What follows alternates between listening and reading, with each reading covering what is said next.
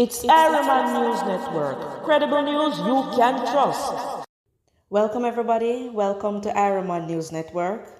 A special welcome to my regular viewers and the subscribers. And for those who are bumping up onto my video for the first time, please listen to the end and remember to like, share and subscribe to my video so that it will come up in your regular feed.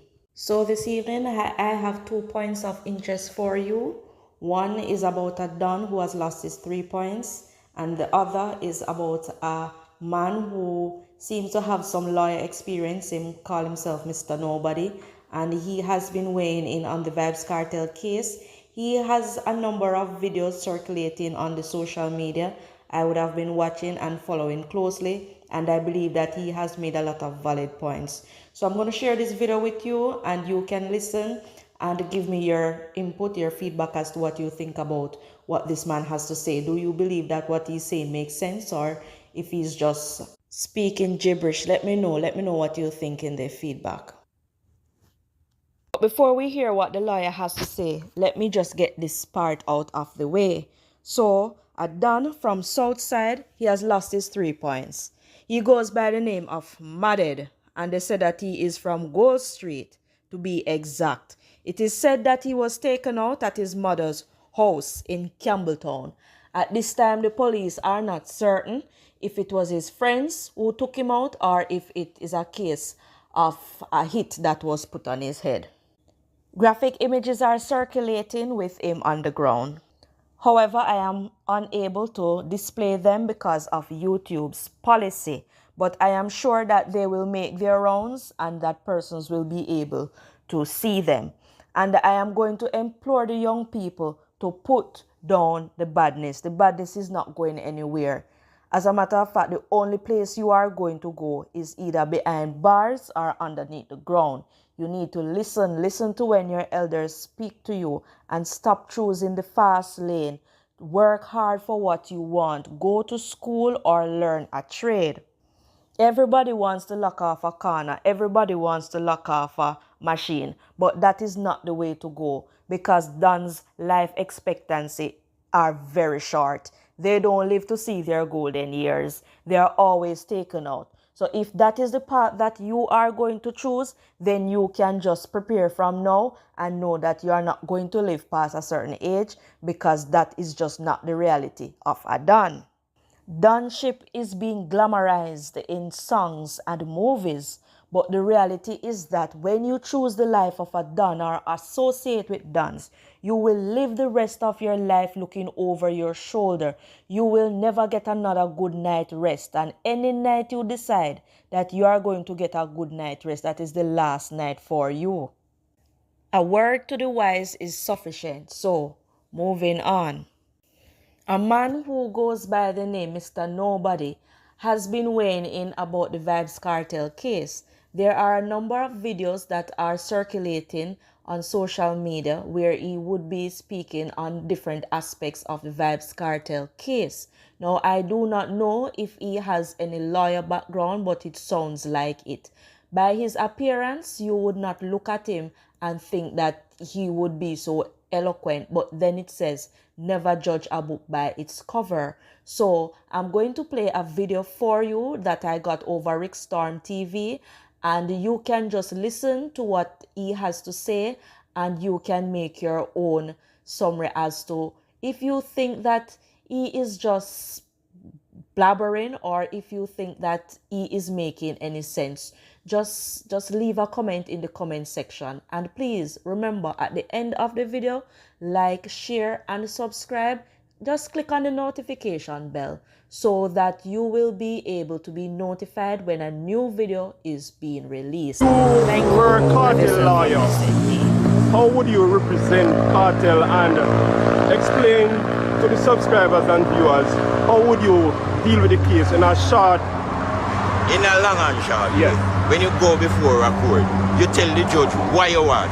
You have to show the judge, say, all right, even though your client was in custody, you want the judge to release him because the allegation, they are false, they are untrue, and they are fabricated. You can't tell him, say, man, a trumped up charge come up against him. He never do that. You have to show the judge the space at the doorway and tell him say you want when he come to a conclusion in the matter. And tell your client to leave the court through the same door. So what is your opening statement towards the judge and the jury? That they should not give credence to the eyewitness at all.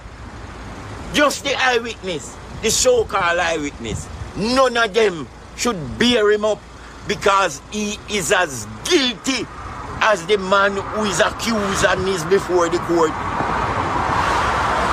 You couldn't take up a man with the expectation to take him to somebody who is going to beat him and kill him because you know where they're going.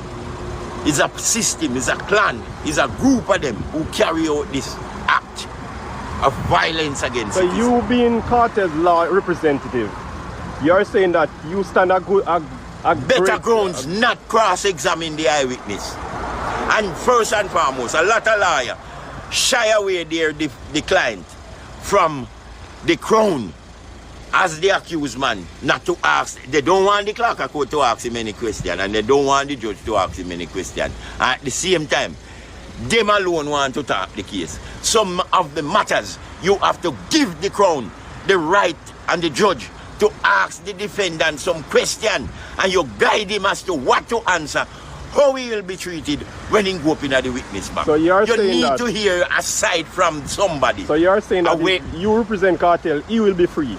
He would have been free, because even if the judge come to a conclusion of guilty, he couldn't bear out the eyewitness. The eyewitness would have to, the so-called eyewitness would have to come and be charged. In face, Mr. Tavares could have locked him up. When he tell Mr. Tavares, if 12 days you're up here, they suggest to me. Were you there? 10 days for rude into counsel and contempt of court. You have to answer question prompt and precise when high-profile cases like these are before the court. Without being rude, you have to be more cautious as to how you operate. He was operating as if anything he said, they have to believe and they have to take it. And that is how the case concludes. I wouldn't want to hear anything from him. When the judge asked me to cross-examine him, I'd call the judge and ask him to summon Miss Paula Llewellyn. If Miss Paula Llewellyn don't want to come, I would have to find ways with the media to tell him, say, look here, drag her over here, because she will want to cross-examine. You want to know if when she collected the statement from the man, if the door was open or the door was closed. Secondly, you want to know what's so special about this man for him to come at this point in time to incriminate your client. So you don't want to cross-examine the eyewitness at all. The judge couldn't show you him, and they tell us if you talk to him and you jump go talk to him. You don't have a post-mortem examination report. The case was viewed from a missing persons report. So you don't want to see a body. And as a result of that, you have to rule out cross-examine the eyewitness. And secondly, you have to give the crown the right to speak to the accused man and guide him in the witness box as to what he should answer, how he will appear. If he had put him in the box, a lot of people believe that the prosecution could rip him apart. Even though the crime was committed, the prosecution would have an uphill task. It is poor representation that led to this.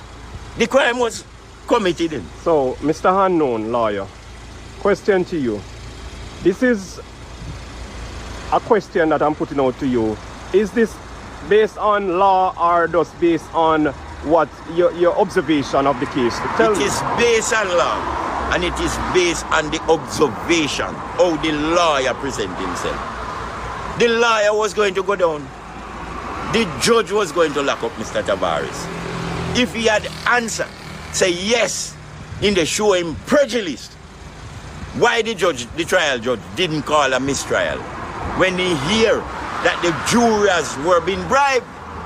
That is where we should call the mistrial. And if nobody no see it, Miss Paula Llewellyn went to run from over the Creamish building over King Street there and run over Supreme Court. She presented this matter and wanted to bribe the jurors. It's a mistrial you have to call. You shouldn't make all this have to go to the Supreme Court for the Supreme Court. Send it down here. 1 foot we have up there. All right, Mr. Unknown Lawyer.